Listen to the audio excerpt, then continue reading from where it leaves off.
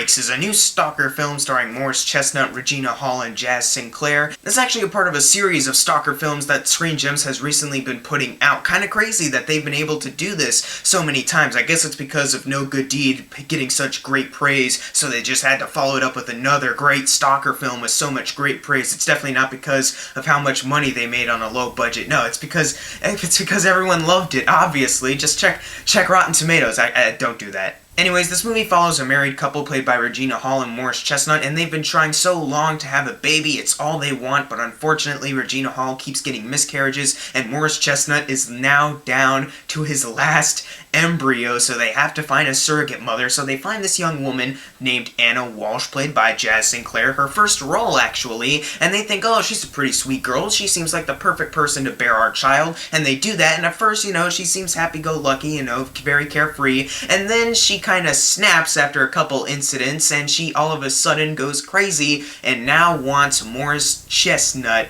all to herself, and then we get our suspense thriller thing. Let's not delay this any further. From the looks of the trailers, I had no interest in seeing this movie. This movie looked awful. It looked like pretty much any other stalker film that had ever come out ever. So it came as no surprise to me that when the movie was released, a lot of people complained about how it was cliched and very stupid, and we've seen the movie before. And after seeing the movie, I can't help but agree. This movie is stupidly cliched. Just goes to show you, you don't have to write something smart, you don't have to make an art house film, you don't have to make something intriguing or intense or even entertaining, you just have to write something stupid. It could be anything. It doesn't even need to make sense as far as continuity goes at the end of the day. As long as you just write it and submit it to a studio, most likely they'll make that movie. Because as I just learned from When the Bough Breaks, you can write anything stupid and it'll get made. That's the only explanation for this movie. And I really do mean this movie is filled with stupidity. Almost everything in this movie is stupid. Morris Chestnut and Regina Hall, their acting was fine, nothing terrific or anything like that. It was just fine, and I thought about giving them a pass, but really, their characters are they're just so stupid. Morris Chestnut is getting really weirded out by Anna's behavior when she loses her mind. She's sending him inappropriate videos at his work. In fact, she shows up at his work in a red dress with a bottle of wine at one point, and she's threatening to leave with the baby inside of her. You'd think Morris Chestnut would try to tell his wife, but no, he doesn't. Why? Because he just doesn't want to ruin the experience for her.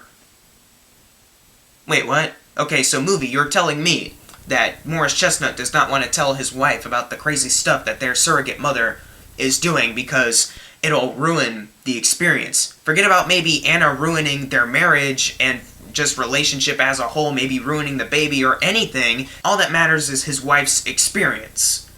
That it's not getting ruined. Are you kidding me, movie? And then a couple things do get brought up, and Regina Hall's excuses, oh, well, she's just pregnant, her hormones are acting up, you got nothing to worry about. I swear to God, these characters were literally asking to get screwed over in the end. They literally just wanted their lives to get messed up if they were just gonna act this stupid. Anna Walsh is played by Jazz Sinclair, and from the looks of the trailers it said, and introducing Jazz Sinclair. So this is her first role, at least in a movie. This is her first movie role. And I can only predict that she's got a crap future ahead of her because, oh my god. Her performance starts off as very cheesily over-the-top happy and then transitions into very cheesily awful because she does a lot of the stupid stuff that most stalkers would do in any horror film. Like showing up at a workplace, sending inappropriate videos, doing something in one room, and then Morris Chestnut walks in like, oh, what are you doing? And then Regina Hall comes in through the front door like, hey, I just came home from my business trip early. And then Morris Chestnut starts to flip out like, hey, you don't need to go back there. And then, oh, look, she's perfectly normal right now because she's putting up a front. Oh, I'm so glad they got out of that situation. Yeah, that kind of stuff happens a couple times in this movie. And she just really wasn't threatening as a villain, not just because her performance was just so frickin' terrible, but she's this very small girl, like no muscle on her at all. Morris Chestnut is a big guy, so I feel like if she attacked him at some point with something sharp, he could probably grab her really quick and punch her in the face. Obviously, you can't do that.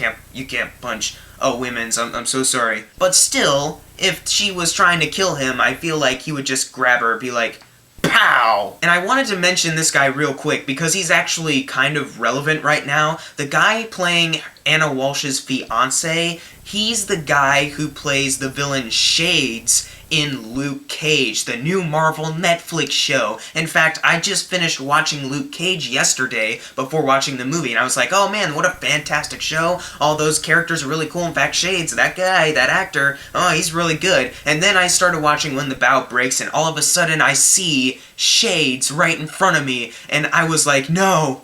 What are you doing here, dude? No, you can't do this movie! Why? Obviously, When the Bough Breaks came out before Luke Cage, but still, just seeing him go from amazing stuff to a pile of crap was very sad to see. And his character is the very generic, oh, I'm gonna beat up Anna because I'm abusive, but it turns out she might be a little bit more crazier than him. Oy vey, this guy just sucked in this movie, and I hate saying that because I liked him in Luke Cage. I'm gonna review that soon, don't worry, but I did like him in that show, and then I see him in this, and he's terrible. Also, quick shout out to Double Toasted, even though they're a lot more popular than me, still, shout out to them because they actually made a joke about this guy, because they pointed out how he kind of sounded and looked just like Adam Sandler. I just thought that was funny. And there's a certain moment where some revelations are made about his character and Anna's character in the movie, and it's when Morris Chestnut, he starts feeling like, hey, Anna's acting kind of weird, I should probably look into her past. And then his buddy comes back with, hey, you should probably look at this, she's crazy. And it just made me think, wait a minute,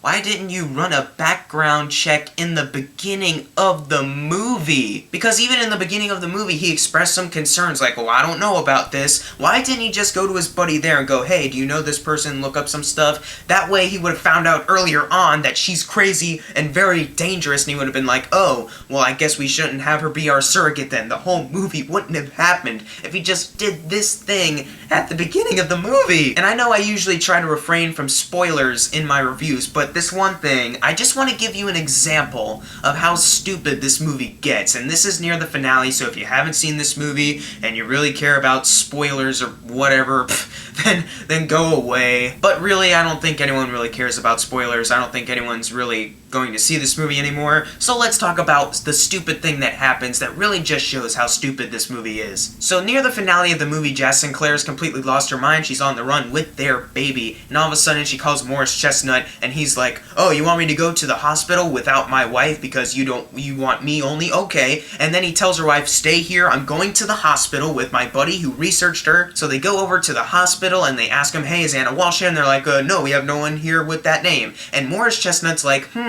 why would she say she's at the hospital if she's not at the hospital?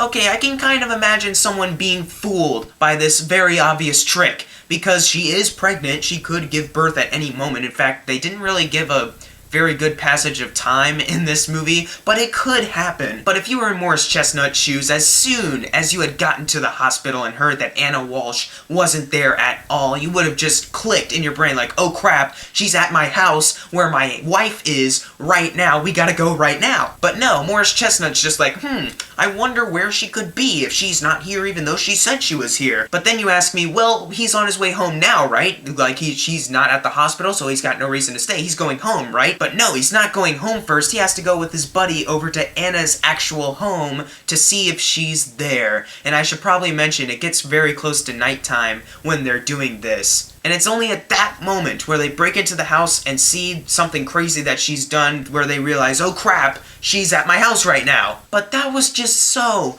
stupid. The moment you heard she was not at that hospital, you should have rushed back home, because she's clearly, obviously, 100% there. But no, because Morris Chestnut's character had to be stupid because brilliant screenwriting, now we have this kind of scary scene with Regina Hall hearing stuff in her house, not knowing where her cat went.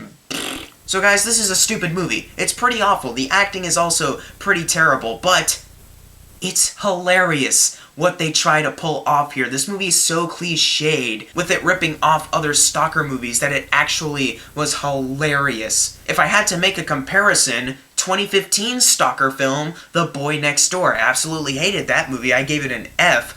but it was just so cliched that I couldn't help but enjoy myself with how much I was laughing at it. And that's kind of the same way I feel about When the Bough Breaks, so I guess you could say this movie is this year's The Boy Next Door. But this is not a good film. There really is nothing redeeming about it. The laughs are not intentional, so I can't say that's a plus. I'm gonna give When the Bough Breaks an F. I really hope that Screen Gems can stop making these kind of movies because they're not that good. If they make another stalker film, then just expect the same old thing that we've seen with this movie, perfect guy and no good deed. Just don't go see it. But if you have seen When the Bough Breaks, leave it in the comments below of what you thought of it, and as always, thank you guys for watching. Make sure to subscribe. I'm Jackson Fulcher. See you guys next time.